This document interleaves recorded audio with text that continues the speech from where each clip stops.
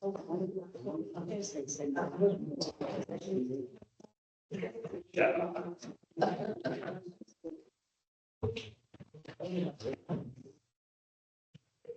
thanks everyone. On to item 10 in the agenda now, which is the housing evictions policy, and Andy's going to take us through that. Thank you, Chair. Good morning, Council. The support provides Council with information on the work of the team to update and develop the housing service eviction policy. The policy sets out a framework how eviction proceedings will be carried out to enable the Council to terminate a tenancy agreement and recover the property in instances where that action deemed to be necessary.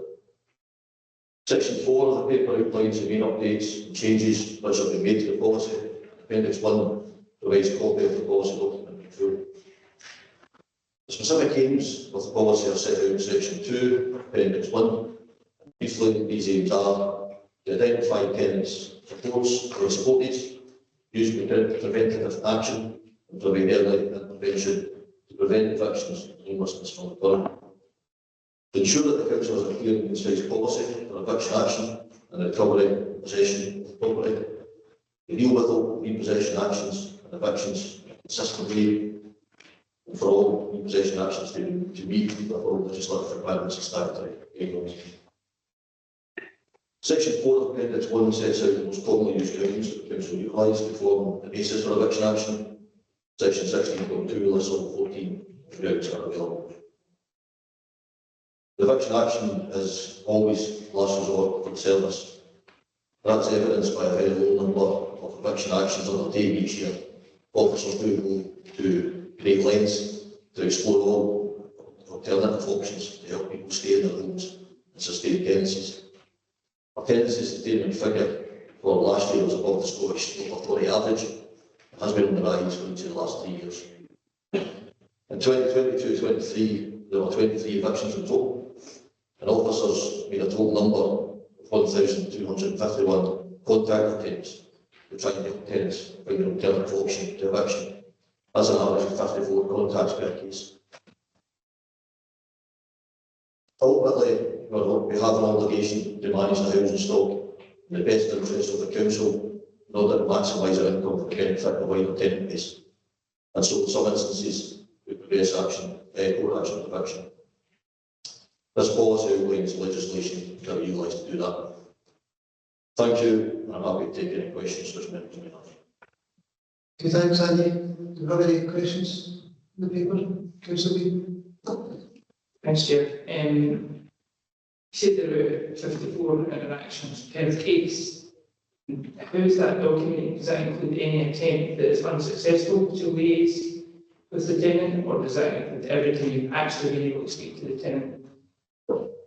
Thanks, Councillor. Yeah, that's every attempt that's made, whether it's been successful or unsuccessful, and we record that every day.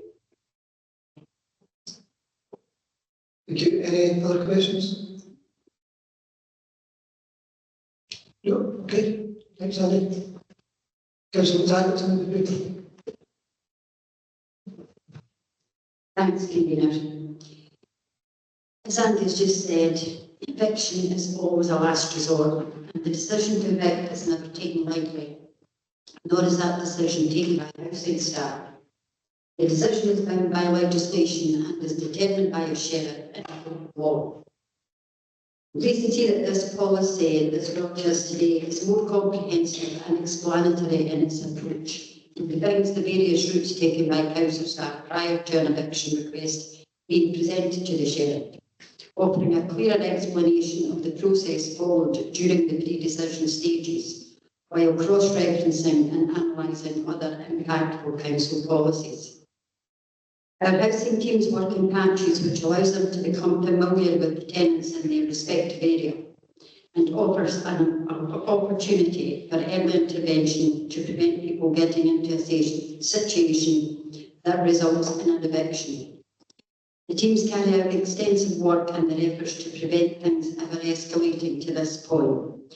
And as Andy noted, an average of 54 contacts per case is made to prevent it ever reaching this point. The easy read version within the policy had been added to comply with the legislation around the United Nations Convention on the Rights of the Child. However, I know that nobody in this council would want a situation where a child has to read that. But it's a sad fact that it may be necessary. The policy is compliant with legislation and a Fairer Scotland impact assessment is included. Happy to propose this paper. Thanks, Convener. Thank you. Councillor Lodge, a second. I'm happy to second this. I think I said this at the last council meeting. There was another housing policy that before becoming a councillor, I wasn't aware that there was these policies, and I think it's really important that we have them because some people do think that these things are just done in a whim, but this sets out that no, there is a clear process that they have to follow through, and I'm happy to second this. Thanks. Thank you. Papers now open for debate.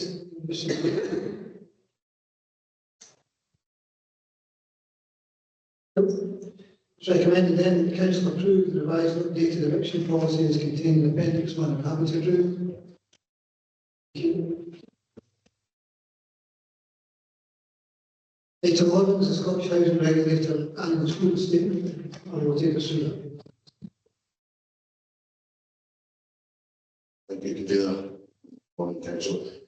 So the paper that presented this morning, the Scottish Regulator annual assurance statement is part of the package which we need to provide each year, which includes our charter return every May and also the return on the assurance statement by the end of October each year. The paper lists out in terms of where we feel we meet the requirements of the provide assurance, and details 2 areas where we feel that currently we cannot provide assurance, which is in relation to homelessness. Clearly, there's a Scottish Housing Emergency on the cases now in terms of providing accommodation, and our failure is in relation to providing accommodation, particularly within the Clackmannanshire area. We present as homeless people out. The area is a breach where that exceeds 7 days, and the other area is obviously where we are still on the case of development of our travelling person site at West Hall. Clearly, the contractor that was progressing that works is now publicly went as the administration, and there's discussions at a senior level in the weeks ahead trying to progress that matter with Upco to appoint another contractor to take that matter forward on behalf of the council. Obviously, during the course of the year, in terms of providing assurance, we have obviously the remit of our reports to the Audit Scrutiny Committee, and that's obviously where the final charter is presented each year. And then, of course, we do have the introduction from last year of the performance meetings where councillors are coming along on a monthly basis to hear a range of performance information and scrutinise that performance. And also, as we've referenced today already, Ross Morris from the Scottish Housing Network was here just last month, presenting to members a whole range of performance data in terms of how we are performing against some of our peers and against the Scottish average. Again, augmenting with work with the Audit Committee in terms of providing that assurance with members and the ability to ask questions. Clearly, as was indicated at that meeting, some of these requirements are in just now, so until the Housing Regulator are currently consulting with members and the general public in terms of their scrutiny requirements, and that's open for consultation until the 8th of November. And I'll circulate to members a copy of the consultation which they may wish to take part in. But as I say, the paper is laid out in terms of where we feel we meet the requirements and the areas where we feel we don't meet the requirements. And happy to take any questions. Okay, thanks, Mike. Do you have any questions? Councillor Coyne? Okay, this problem of people being allocated or reallocated to, or allocated to a place outside our boundary is one that's a bit perplexing and a bit annoying in many ways. It's irrespective of the distance travelled from that person's base, is that correct? This is designed purely on county lines. And what's the point of that legislation? Is it to protect the counties? Is it to protect the individual being transferred? Because it strikes me that if someone is moved from Tullibody to the far end of Clackmannanshire, instead of going over the border to Stirling, that's silly. And likewise, somebody from Stirling being moved up to Tyndall, instead of coming to Clackmannanshire, that's silly. So what's the legislation trying to do? And is there any way that we can perhaps bring about a rethink that it's a radius operation? If it's as a service to individual, a maximum radius, maybe 3 bands of radius, because it doesn't benefit the council at all. We pay fortunes to send our people abroad, as it were, and don't make anything from incoming traffic. It just seems nuts to me, the whole thing. So what is the point of it? Yeah, this is one of these ones which is, as you say, in terms of the legislation, when this was being proposed, we did make delegations to the government relating to this actual proposal. So within the actual legislation, there's areas which cover about access to support, access to employment, etc., which would be more pertinent than actually where the geographical location actually is. So for some people who perhaps present as homeless, they may actually work and they may actually have employment opportunity either in Stirling or say in Fife, which actually being accommodated there, even if it's temporarily, may be of benefit to them as a short to work, etc. And principally, again, in terms of access to support, you could see with people, potentially if your house temporarily again in Stirling, you might have family members who are able to provide that close-knit support to you at that stage, versus if you were a house within the geographic boundary of your local authority, where that support might not be as readily available. So we made presentations to say, well, actually, it would be better to focus on those aspects rather than have a geographic defined boundary, notwithstanding the fact that some of the local authority boundaries vary and hugely in size. For example, Highland Council, which is it's the landmass of Belgium, for example, versus how far that we've got to house people. So you could be housed as far away as a different country in some local authority areas versus Clackmannanshire. So for us, it's about really in terms of focusing on and providing, make sure that access to support, whatever, would be crucial.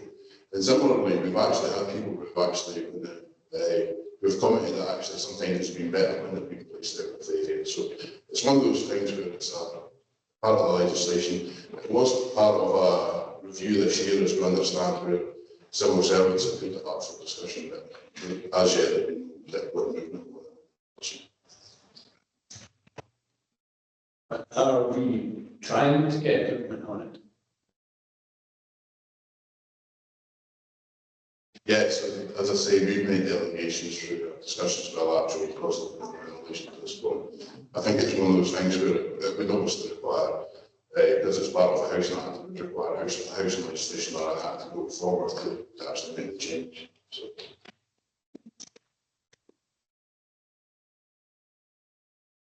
Thank you, Councillor Quinn. Thanks. Question by page 207, about homelessness section there. I was wondering about point 1 there, about buying properties on the open market. Like, where are we with that? Or are we still trying to buy, and how much of a dent will that make if we kind of get everything we want in our homelessness there, making a difference for the free housing people? Thanks.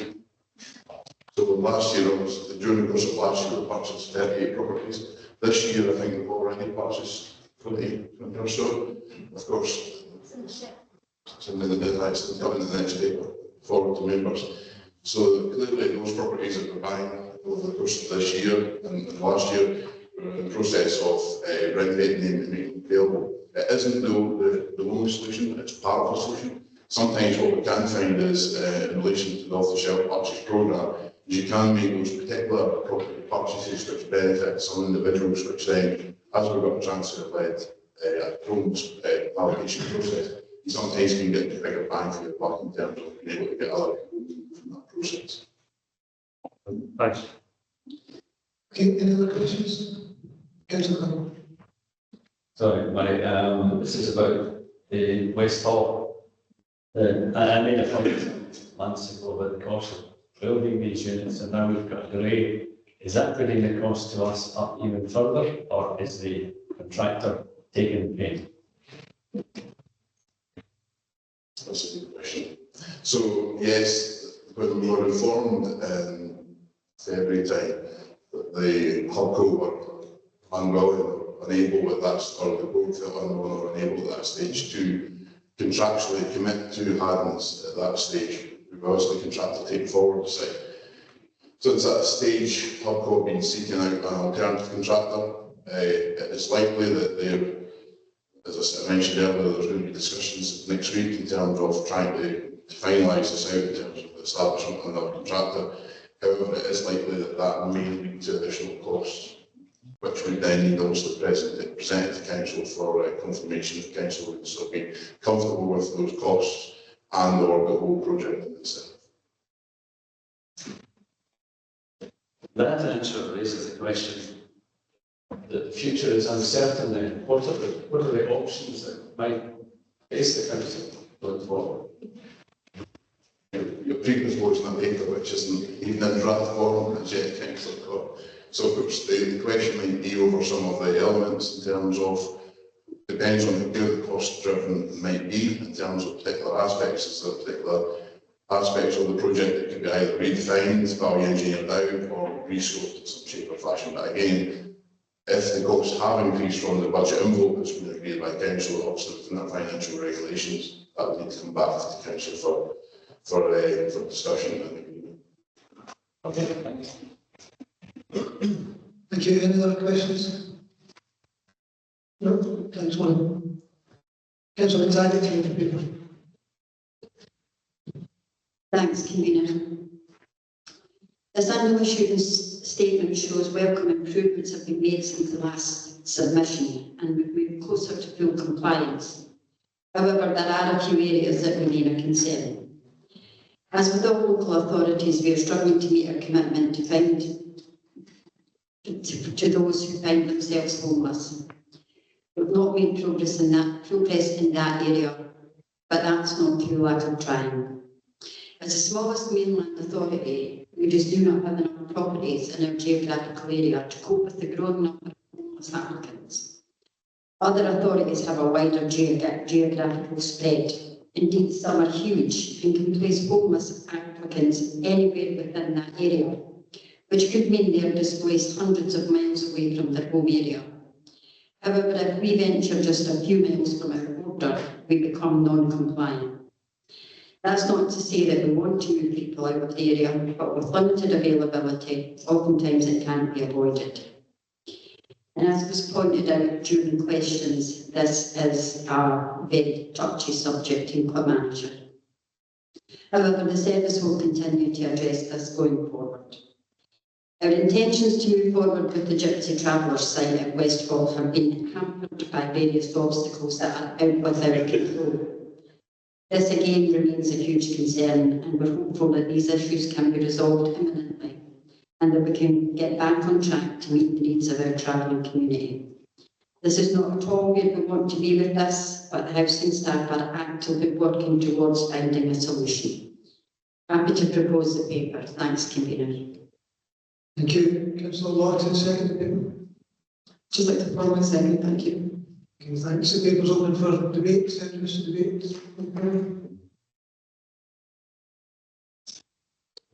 No. So the paper, as well as those items from 2.3 to 2.7, asks us to know various areas of progress. What we've been asked to do is to approve the 2024 submission of the annual assurance statement to the Scottish Housing Regulator. I'm happy to approve. Thank you. Item 12 is the Strategic Housing Investment Plan 2025 to 2030. Money to pursue.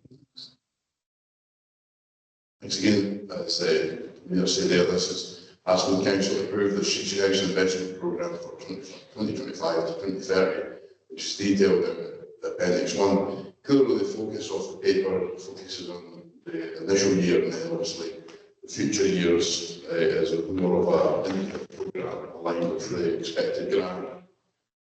As everybody knows, housing has been, and building houses has been a challenge over the last year or so, with a number of programmes unfortunately either being delayed or being not seen as being value for money by the Scottish Government. So in previous years we would be standing up here with a programme which would be looking to exceed the grant funded application, whereas today that is not the case due to affordability concerns over some programmes, and even last year we weren't able to spend our grant. So in that basis, it's not a good news story as it has been in the past. But however, I think the focus needs to be in terms of delivery, and what we've proposed here just now is what our officers believe in terms of what's viable and deliverable in the period that we've got available. Clearly, in future years, if programmes or opportunities arise in terms of delivery, where the grant funding is available, those can be brought into programmes in future years. Happy to take any questions. Thank you, Paul. Not any questions, Councillor Martin?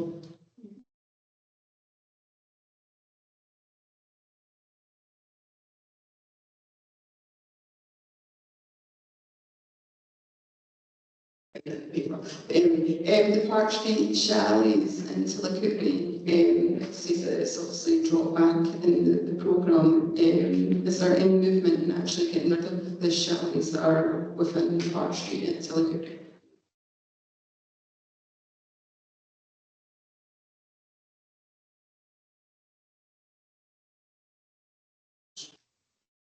Thanks, Councillor. Obviously with the delay, the units are there and attracting some attention on occasion, so we have looked at accelerating demolition of units in the programme so that we can get them down safely and move them in the site for the development when that comes along. Thank you, Councillor Hill. Yeah, I mean, land on 2.1.4, please. It says approved use of £215,000 budget. There was set aside there was ring fence for affordable housing for the development site of Orchard Road. Yeah, so obviously, for the paper that we're on the council tax, as part of the council's decision over the collection of council tax, part of that remit, which was changed about 2015, 2016, we obviously obtained monies from the central tolls within the area, and that's ring-fenced, well, in part ring-fenced for affordable housing supply. So obviously it's the council's decision as to where that is utilised. Clearly, the Lockheed Road site, which is the development of a number of bungalows, and as this paper highlights within our early initial housing needs and demand assessment, starting out that bungalows are a real requirement in the area. So this is money that we're proposing to utilise from that ring-fence fund to ensure that that project is financially viable. Thank you for that. Okay, thank you. Any other questions, Councillor Harrison? Thanks, Katrina. Just building on that point, so you'll be well aware that that has been delayed. And we're saying that, you know, if we agree this today, we'll be on site by early 2025. Is that firm commitment that will be on site in 2025? Because, as I say, you'll be well aware that there's another gap site that we've got sitting waiting to be developed. Apologies if I've given that sense of expectation. It's not my intention. What I would say is that all sites within our programme, so for example in the previous ship we had a programme of about 74 units, I think it was in Tillicooty. That was tendered by Kingdom Housing Association and it went back to the Scottish Government for assessment. The Scottish Government felt that it didn't deliver net value for money and had to go back out for reassessment, and even then the government wasn't happy. I would suggest that we are getting figures through now from HUBCO in terms of the delivery, so it's not within my gift to say that that's definitely going to go inside. It has to go through a quality assessment by the government in terms of the funding mix, in terms of grant, the level that the council's putting into the project, and then obviously a determination made by the QS and the Scottish Government in terms of its overall financial viability. That's the same is true across Scotland for all sites, whether that's council or RSM. So obviously, you can keep it there in terms of how that process continues on with the government in terms of the assessment of these sites.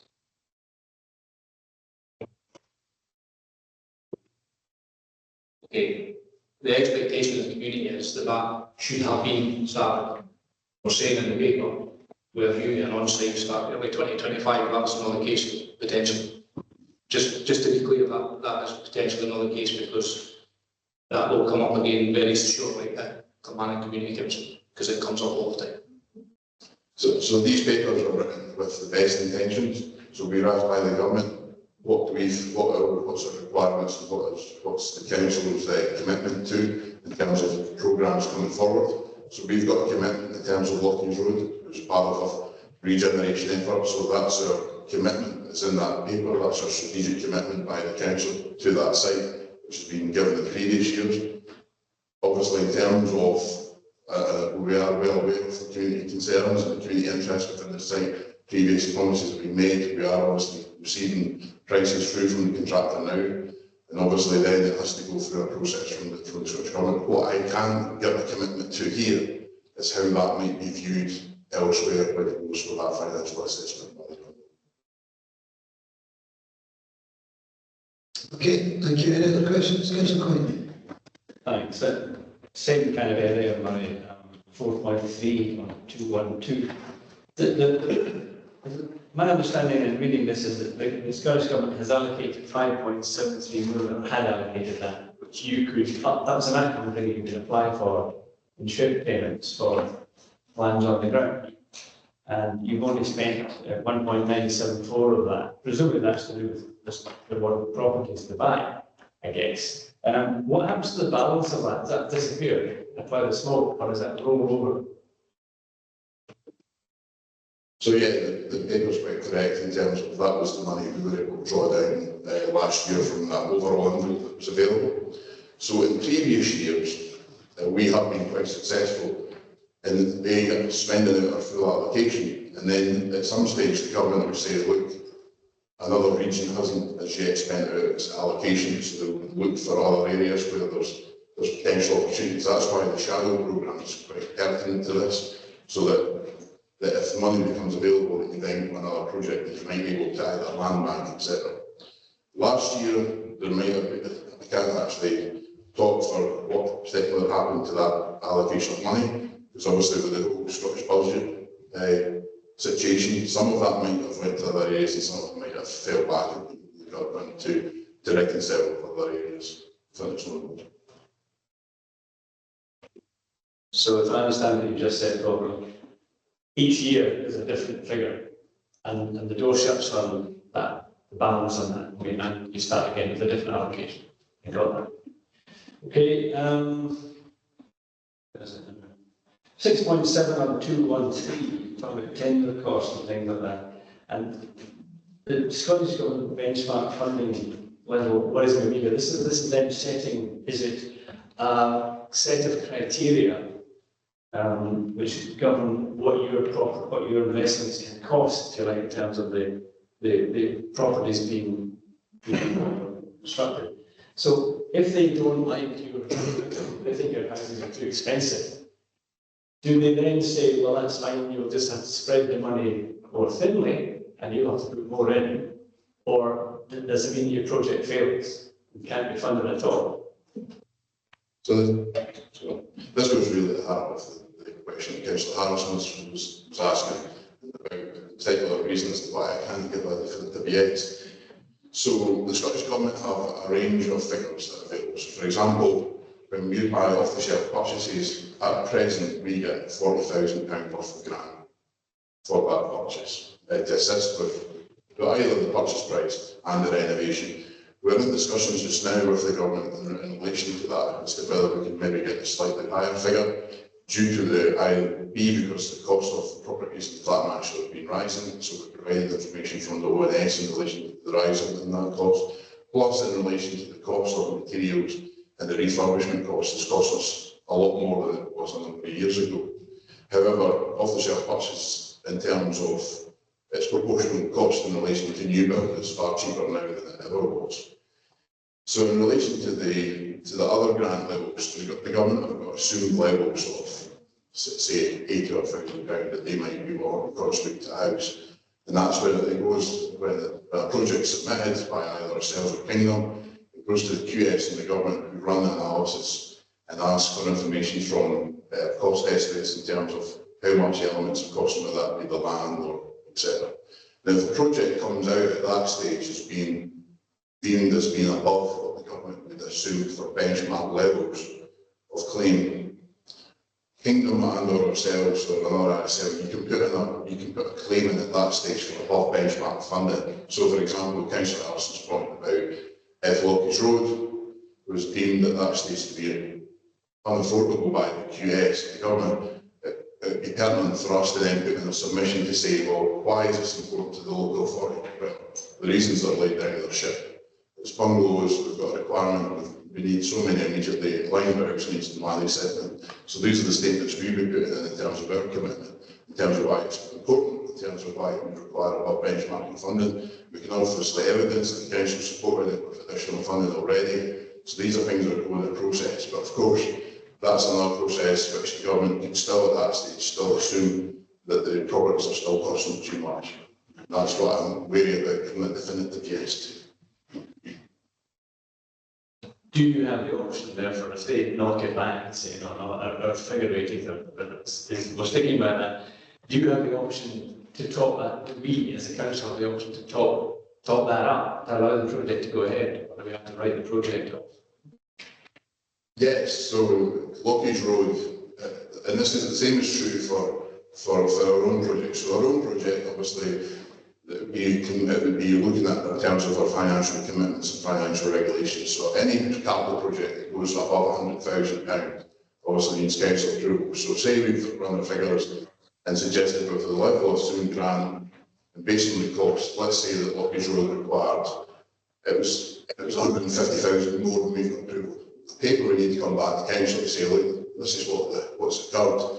Is council still committed to this process? And obviously, it would be pertinent on us as officers to lay out the financial and business case for that. Similarly, in terms of RSLs, if a project was not back, so the project until Cootery was kind of housing association, council could at that stage, if Kingdom approached us, look at what other funding mechanisms the council may have in terms of additional grant or funding that may have available if council as a strategic partner wanted to really take that project forward. Okay, but you would still get the grant. That's the really point I'm trying to get. They're not sort of setting a standard and saying you're failing to reach that, so you're not getting the grant. They don't do that. That's my understanding of what you've just said to me. The grant's there, but you need to top it up because. Yeah, essentially, essentially, if a project's really worthwhile for this authority to take forward, and the council's really behind it, the council could, subject to its own finances, support that project. That's fine. Good. Thanks. Okay, thank you, Councillor Lee. Thanks, Chair. Just listening to all the questions and answers that have been given there, I'm still a bit perplexed about 1.4 about the 2015 budget. If we're unclear about the future of the Lockheed site at this stage, are we worthwhile releasing money in the Lockheed project? Because I look at some of the money like that as crowbars to produce more opportunity, to open doors. But what I've been hearing is it could still be a hard slog ahead. So what specifically is that money being used for? And is it worthwhile releasing it now, or could we keep it in the ring-fenced affordable housing plan and use it at a later date? The only thing I can say on that basis is the discussions that we may have with the government in relation to this project is that clearly demonstrates the council's already commitment to that project. We already know that the site of that size, because it's slightly small, slightly constrained, and delivery bungalows is already at cost.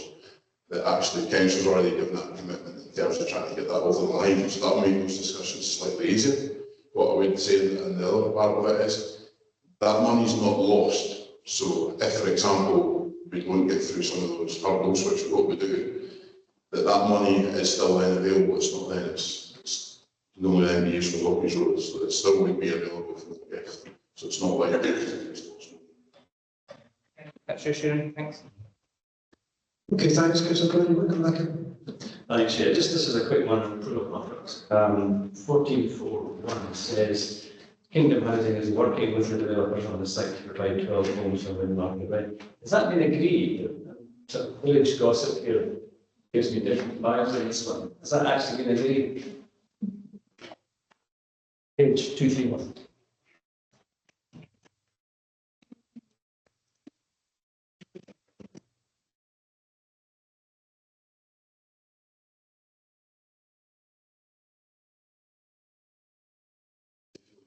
Klein colleagues in terms of that development, but as I understand that development came forward with a particular affordable housing requirement on that site, so that's what would be in discussions with the developer to bring that forward and make it, and as we understand, the builder has indicated via the housing association that they can bring that and deliver that forward from this time. Will do, that's fine. Okay, thanks. Okay, thanks. Have any other questions? No, thanks, Mike. Councillor Taggart, in favour? Thanks, convener. As with the previous paper, the SHIP outlined a number of challenges being faced as resources and budgets are stretched. Materials and labour costs remain high post-COVID, which means we get less for our money, and that trend is unlikely to improve and is adding further pressures on our budgets and our plans. Financial constraints on the Scottish Government have resulted in less to go around, which has been felt keenly at local government level. This report explains the impact that will have on our capacity to meet our commitment to build and buy more affordable homes in the future. Scottish Government letters are included in the report for your information. There is no doubt that we'll have challenges to realise our aims of increasing our housing stock to meet the needs of our housing list, our transfer list, and to address the issues around homelessness. We must work smarter and more efficiently to make best use of shrinking budgets and to meet the growing demand on our housing stock.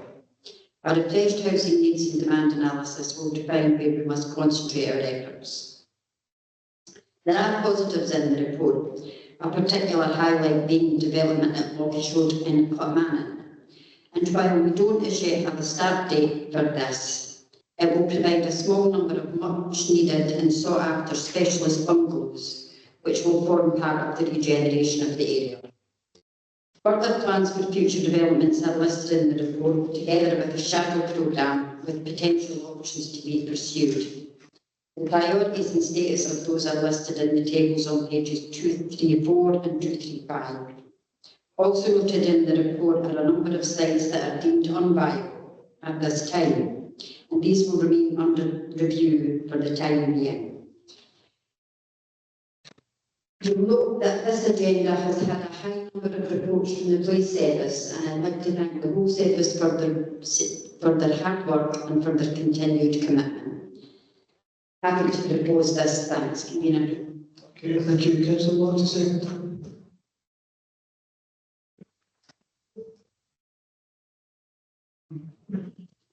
I'd like to say this I think we can tell by the question that's being here today, that these things, it's not a simple thing, 1, 2, 3, it's this horrendous quadratic equation in order to get housing, and I think it is very frustrating for us all, because we all know that we're in a housing crisis. We all deal with pleas from constituents who are looking for houses, but I think, as we can see by on the paper and the answers that Murray and Andy have given, that the housing service, they are trying really hard, but it's a very, very difficult situation. But all I can say is to the people of Clackmannanshire, we do have a plan going forward. We are all committed, and we'll try as hard as we can to ensure that we get the funding and the correct housing that we need for everybody.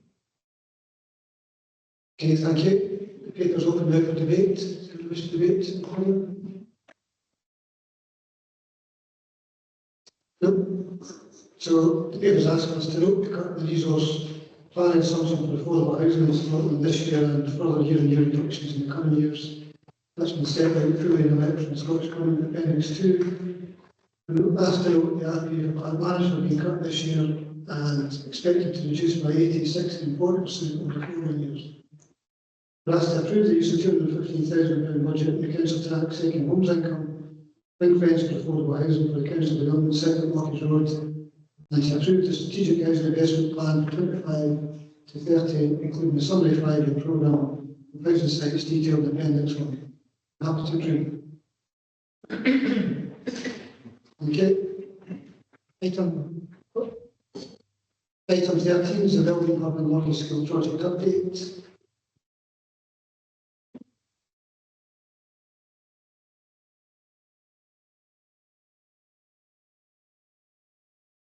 Thank you, convener, and good afternoon, councillors. I'm pleased to present this paper which provides an update on the Wellbeing Hub and Hockey School project. The report provides an update on the planning process. The neighbourhood consultation period for the full planning application commenced on the 26th of July 2024. The statutory 21-day period for neighbourhood notification is due to expire on the 16th of August 2024. To ensure residents have the best possible chance to respond, the process for public comments on the application was extended to the 4th of September. The neighbourhood consultation period was therefore open for 41 days in total. Dialogue is continued with the Planning Authority throughout. As reported during Council, we were aiming for the application to be reviewed at the October Planning Committee meeting. However, the Planning Authority have provided an update to say that they currently do not have all the information they require to arrive at a decision in time for the October Committee. The planning consultants working on behalf of the Council and the Planning Authority are in discussions about an alternative target timeline with a view to scheduling a special planning committee meeting out with the publicised timetable. Various options are being considered. In addition, the project team is working closely with Hub East Central Scotland Limited, known as Hubco, and the main contractor to explore and test various scenarios to maintain the overall programme and plan completion dates for the project. A further update on programme will be brought forward to Council in November. The report also provides an update on the Scottish Futures Trust Learning Estate Investment Programme funding for Lockheed School. SFT are very complimentary about the design proposals and the integration with the Wellbeing Hub and the significant added value this will add to the learners' experience and wider community. It is anticipated that a funding figure will be proposed in due course. The report also provides a further update on the Community Benefits Programme. Please note that there is an error in point 3.6. It states the winners of the design competition of the Dollar Academy. This should say Allo Academy. Apologies for the error. I'm happy to take any questions on the paper. Okay, thanks, Robbie. And apologies for getting forward the wrong name against this paper for presenting it when you come up. Do you have any questions, Councillor Benny? Thanks, Chair. Hi. The delay is that in stone, or is it when it actually can come to fruition? Because I'm worried now that you've got this delay and then there's certain time slots. So these time slots, are they usable or viable? Thanks for the question, Councillor Ben. So probably just to clarify that up to this stage, all the dates we provided have been indicative. We've obviously got target dates that we've been aiming for to keep the two programme to make sure that we keep moving forward. And we've been ambitious with those timelines, as you know. We were aiming for the October Council. It was a very tight timeline, and we have been in discussions with the Planning Authority. We knew from the start that was going to be challenging, but I think we've always wanted to aim to do things as quickly as we can, but still with due diligence. The next planned committee meeting is not until January.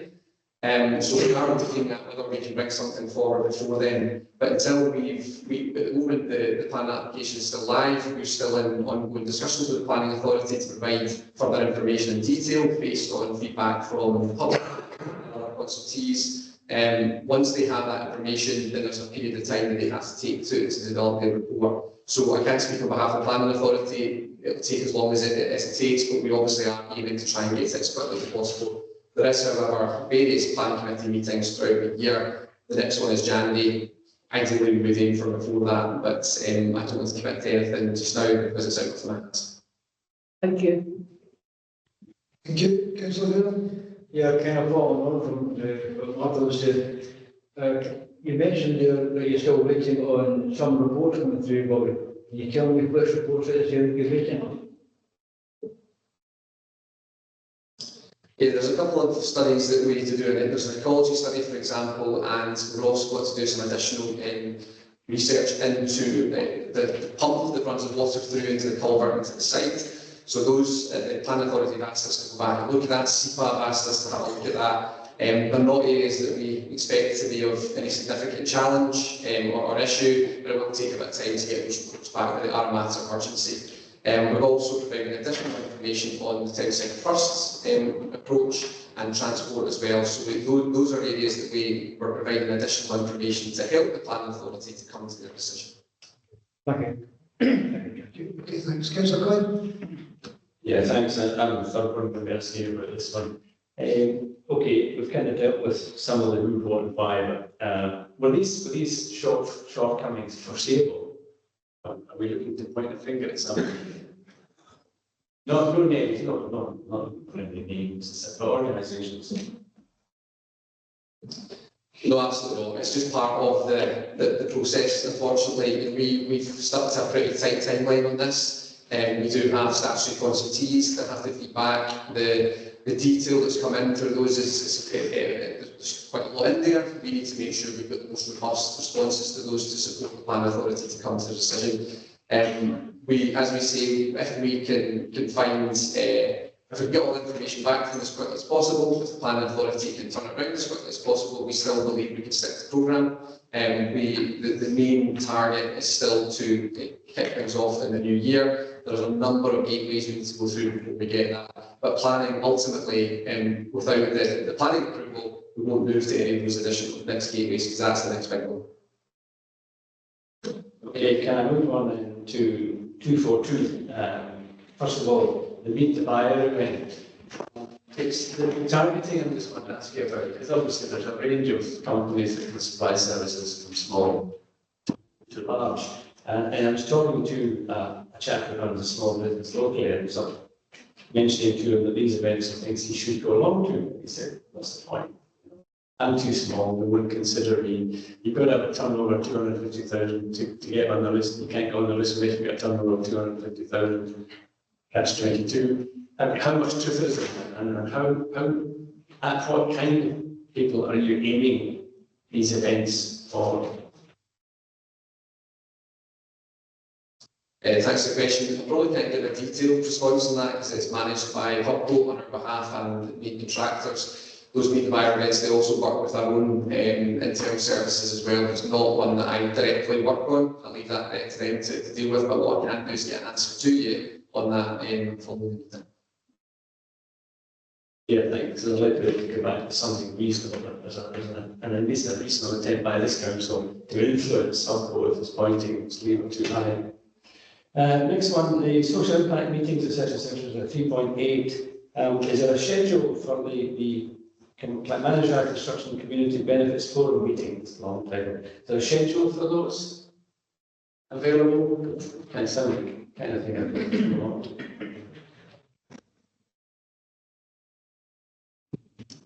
Yeah, Mike, maybe that's that one for me. I don't have them off the top of my head, but I'll get something to you. Great, thanks. That's me. Okay, thanks. Do you have any other questions? No? Okay, thanks, Robin. Councillor Haas, something to do? Thanks, Convener. I welcome this paper again as a regular update to Council on the Wellbeing Hub and Rocky Solar project. As has been said, the planning application has been submitted to the Planning Authority. Unfortunately, but not probably entirely unusual on a project of this scale, the Planning Authority will ask for some further information to be able to make a decision. This has meant that they were in a position to do so at the next planning meeting. I am sure that there was work going on to get the relevant information submitted and hopefully be able to present this at a meeting to be arranged in the near future. I'm also happy to see that even with this delay, the project team are looking to make plans on how to mitigate against this to try to ensure that the overall project timescales can be met. As part of the planning process, public consultation was actually extended, as we mentioned, further than the 21-day statutory period. Above that, public events were taking place. We had these were advertised in social media posts, posters, local press, etc. They also included 4 events, 2 in Tillicooty and 2 in the town hall, where people could come along and see the plans and proposals. After these public sessions, people were allowed to see the plans. As part of the planning process, all valid objections will be taken into account. I don't want to speak for the planning authority, Dennis, as chair, but all valid objections will be looked at. As part of the progress, there's been ongoing engagement with the Scottish Futures Trust on the level of funding through the Learning Estates Investment Programme. It is crucial to note that as part of these ongoing discussions, in fact, the school will be an integrated part of this facility along with Wellbeing Hub, and the added positive benefits that this will bring to our young learners within Lochie School is being seen as a real positive by the Scottish Futures Trust.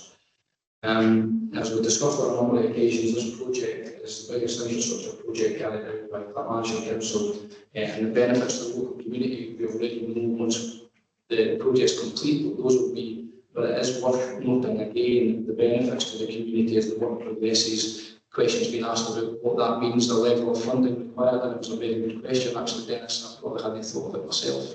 It would be good to find out what that is. But we've already seen engagement with local schools, the design winners being able to spend time with the design team and architects, and then the next round of Meet the Buyer events coming up as well. So hopefully that is an opportunity for local businesses and suppliers to be in projects. So yeah, just this way. Thanks. Okay, thank you. Councillor Lindsay to second. Thanks, Convener. Yeah, I mean, everything's pretty much been covered there, I think. But, so just the two things I think are critical to just, I suppose, reinforce the continuing engagement that's been ongoing, not least the increase in the extension beyond the statutory 21-day period in terms of the public consultation. So my understanding as well is that while all, as Scott says, comments and objections taken into account, I think are quite a low number for the size and scale of this particular project. But also the second thing is just to reinforce, certainly my willingness to ensure that this can go through a planning committee before the end of the year. But ultimately, as Robbie's already outlined, some of these things can be out with our control at times, certainly out with mine. But if there is any influence I do have, I would like to point it in that direction to ensure that we try our best to ensure there's a planning committee or special planning committee meeting before the end of the year. But I suppose that's all I can really say on that. Just to touch on a point that Scott's mentioned there as well before the end is just to keep reinforcing this is a joint co-located programme. This is a wellbeing hub. It's a school development, it's a co-location. So I think sometimes we talk about this, what's happening with wellbeing hub, when's that going to. It's so important, it's such a critical element for our young people, families, for the future of the in the city as well.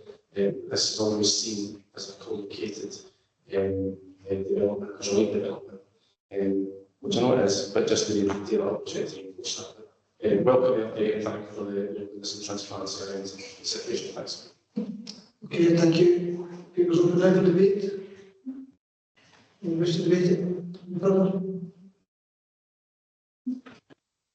No, okay, the paper simply asks us to note the issues outlined, 2.1 to 2.3, we'll have to note the paper. Thank you. Item 14 is the Programme Council and Committee meeting. This is August 25 to June 27.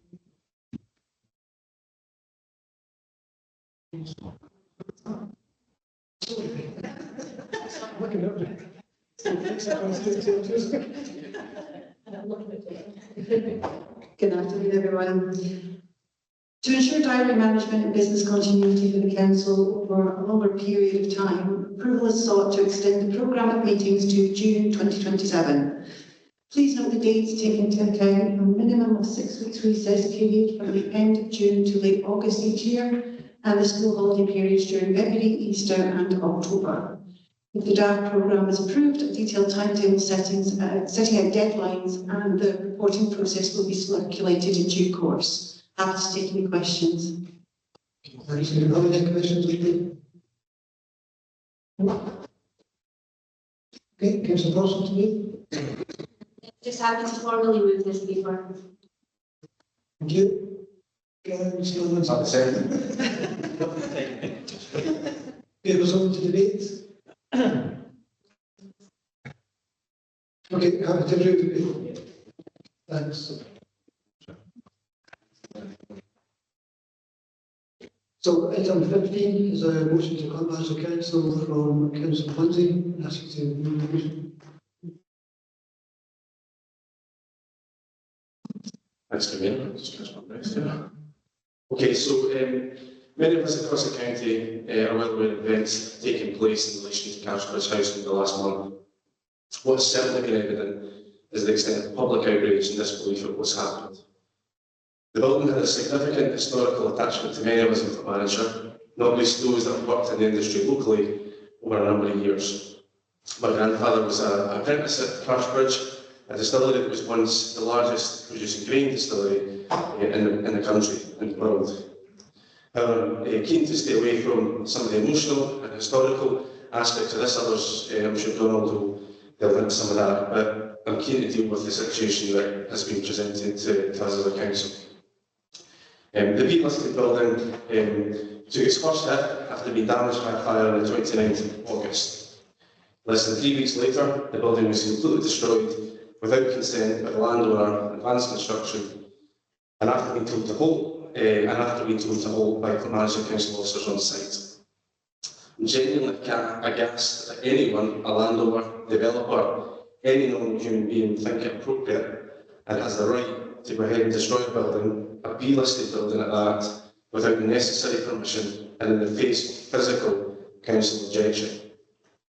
Now, the level of disrespect and disregard towards our local heritage and the council is contemptible.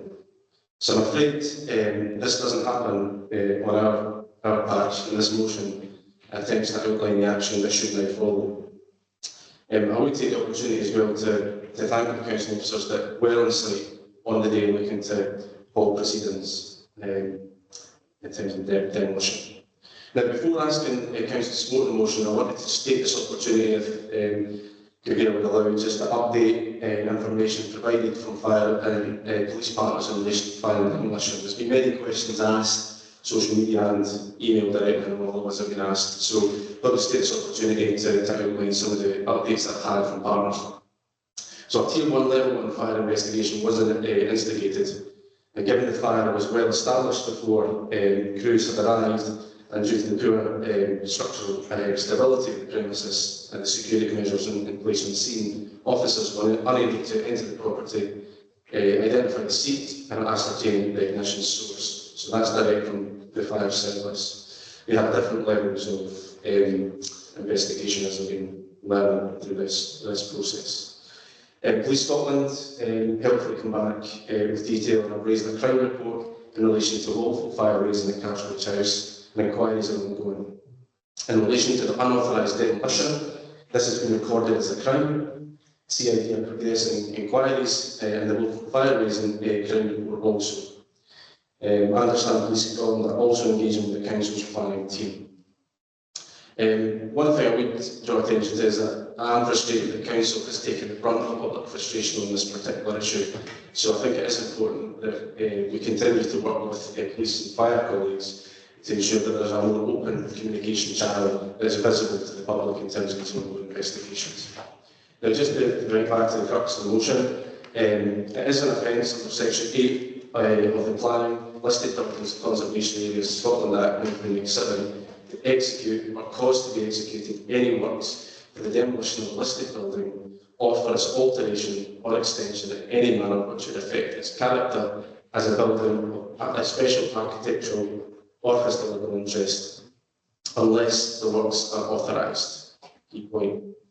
Therefore, Council agrees to consider a range of possible action, including making a referral to the Procurator Fiscal against the owner and possibly other, and agrees that officers will present a report on this authorised demolition to the Planning Committee.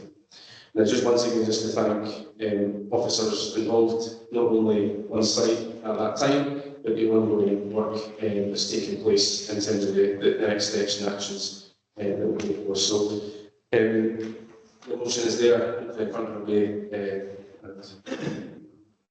as it were, for second. Okay, thanks, Councillor Rossally to second. I'd just like to second the motion. Every now and again, there comes a tipping point and a whole lot of issues that we face as a council. And in my view, this is a tipping point for our heritage conservation. Here we have a blatant breach of the demolition consent. But we also discussed earlier antisocial behaviour, and it's a community responsibility to look after our cultural assets. And there's absolutely no doubt that this site has been subject to vandalism and abuse. Even when Diageo owned the site, they had to secure the building. However, the motion is about taking forward options with advanced construction, and for us to use our powers, our regulatory powers, to take action against them. And I'm pleased that the motion is referred back to the planning committee, because my personal view is that the unresolved Section 75 agreement with advanced construction also offers the opportunity to gain heritage compensation.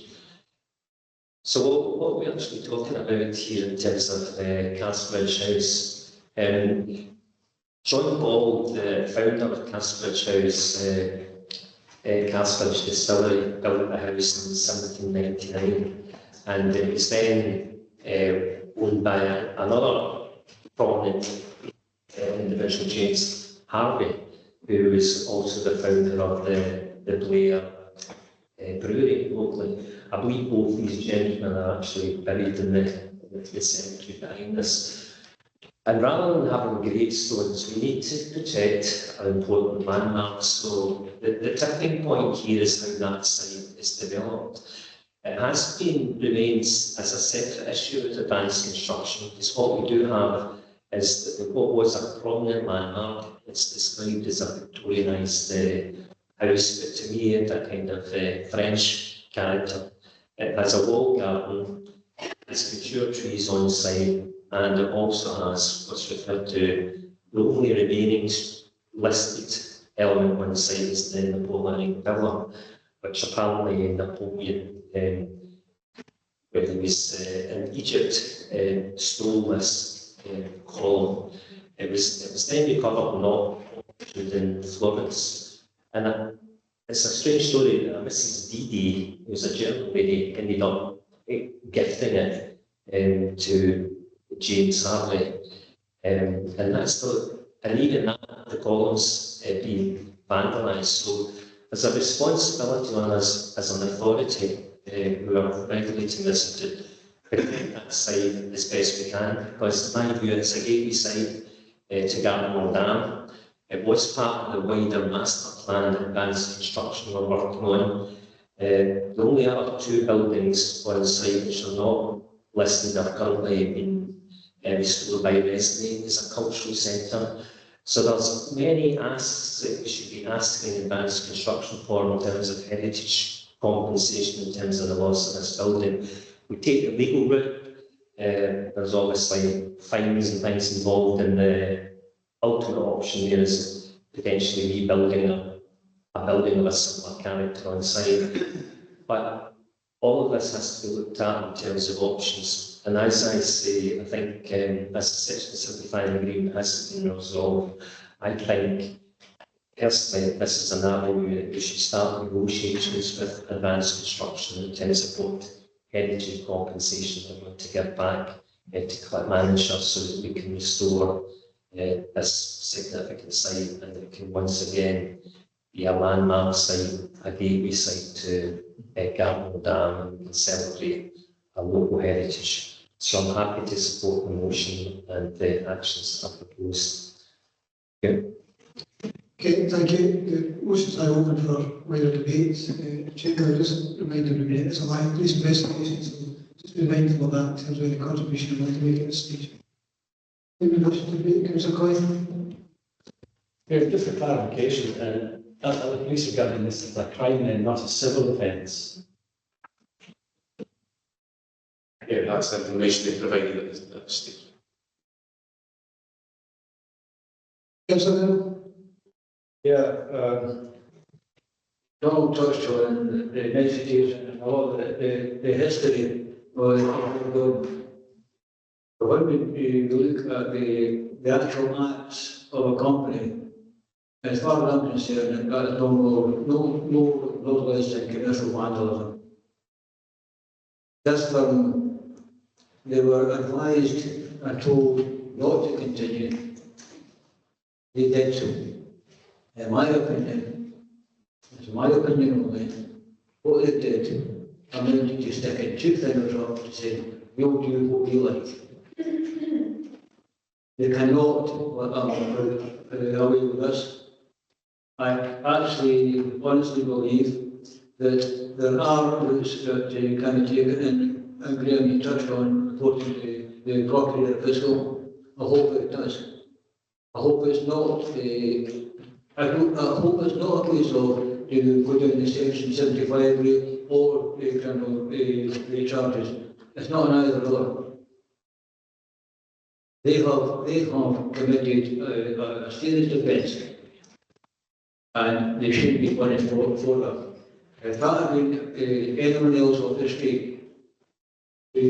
destroyed a historical building of that nature, we would be jumping all over the top of them. So let's do the same with this company. Thank you, Councillor Quinn. Thank you. I'm really angry.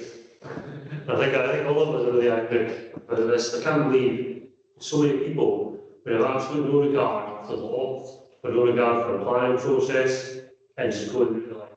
I mean, I think if my employer asked me to do something illegal, and while I was away doing it, people came in authority and told me, you can't do this, it's illegal, you need to stop. And I just kept doing it. It just seems ridiculous. That, you know, somebody would do that, a company would tell somebody to do that, and then the owner would hire somebody to do that. And I can't believe there's so many people who basically been involved in breaking the law and not holding the planning process. It makes me really angry. I'm really supportive of this motion. I think we should investigate all, just like it says in the motion here, all the possible actions we could take to try and get the best outcome here for us. And also we need to show people that it's not acceptable. You can't do this. There is a law, there is a process, and you know, if people aren't going to follow that, I think, you know, if they're not following the law, they should be punished. If they're not following the process, then we should take every action that we possibly can to make that right in whatever way we can. Thanks. Okay, thank you, Councillor Coyne. Is there any evidence that there's an air gap between the the company in advance and the contractor who did the demolition?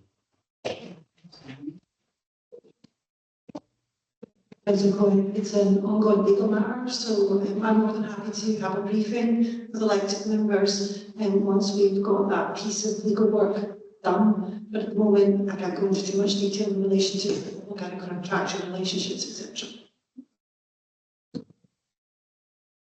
Okay, Councillor Harrison.